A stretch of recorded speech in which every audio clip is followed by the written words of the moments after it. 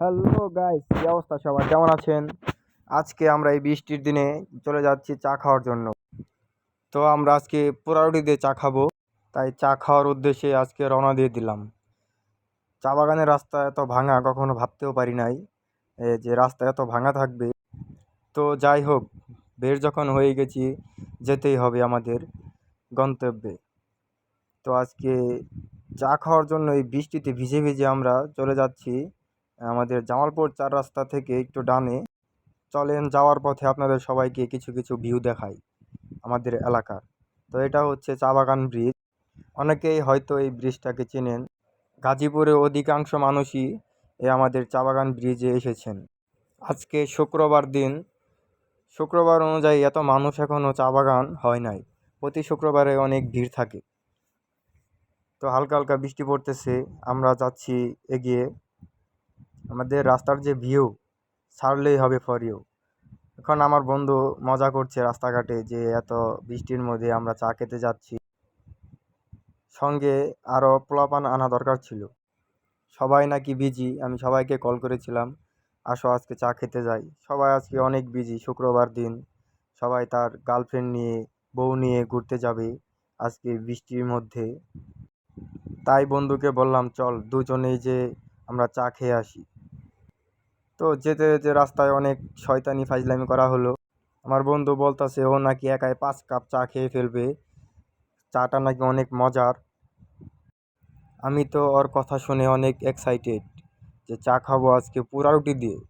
এটাও কি কখনো সম্ভব, পুরা রুটি দিয়ে চা খাওয়া যায়? আমরা এখন দোকানের খুব কাছাকাছি এসে পড়েছি প্রায়। তো দেখা যাক কি হয় সামনে। সরি গাইস, আজকে আমরা একটা বড় রাস্তা ঢুকে পড়ছি গপ্পের তালে তালে, ঠিক আছে? তো আপনারা কিছু মনে করবেন না, আমরা এখন ঘুরে যাবো, ঘুরাবো আমরা বাইক, আমরা বাইকটা ঘুরে ফেলবো। মানে কি একটা অবস্থা, গপ্প করতে করতে আমরা ভুল রাস্তা ঢুকছি, শর্টকাটে ঢুকছি। তো আসলে শর্টকাটে ঢুকে মনে ছিল না আমরা যে ঘুরে যাচ্ছি, চা খেতে যাচ্ছি নাকি আমরা। অবশেষে রাস্তা ভুলে গিয়ে আমরা কিন্তু চায়ের দোকানে চলে আসলাম। তো গাড়িটা এখানে রেখে আমরা এখন যাব চা খাওয়ার জন্য। গাড়ি থেকে নামা মাত্র আমার বন্ধু একটু পাট লইতাছে যে গাড়িতে বসে ও কটা পিক তুলবে নাকি। তো আমার এই কথা শুনে ও নেমে গেল। তো এখন যে আমরা একটু চাটা অর্ডার দেই, যে দেখা যাক চাটা কেমন। ও আমাকে অনেক রিকোয়েস্ট করে নিয়ে আসলো যে চাটা অনেক মজা হবে পুরা রুটি দিয়ে। এই যে আমাদের চা দেখা যাচ্ছে, ওনারা চা তৈরি করছে, এখানে অনেক মানুষ, ভিড় জমে যায় নাকি চা খাওয়ার জন্য। তো এখন আমরাও খাবো, এখন আমরা অর্ডার দেব। এই যে ভাইরা দেখেন চা খাইতেছে আবার ভিডিও করতেছে। এখন আমি শিওর হলাম যে চাটা হয়তো অনেক মজার, এজন্যই সবাই এসে এখানে ভিড় জমায়। তো আমরা এখন চায়ের জন্য ওয়েট করতেছি। ভাইয়াটার চা আমরা দেখালাম ভিডিওতে যে খজুর খাচ্ছে বসে। আমরা চা অর্ডার দিয়ে এখানে অপেক্ষা করতেছি কখন চা আসবে, কখন খাবো।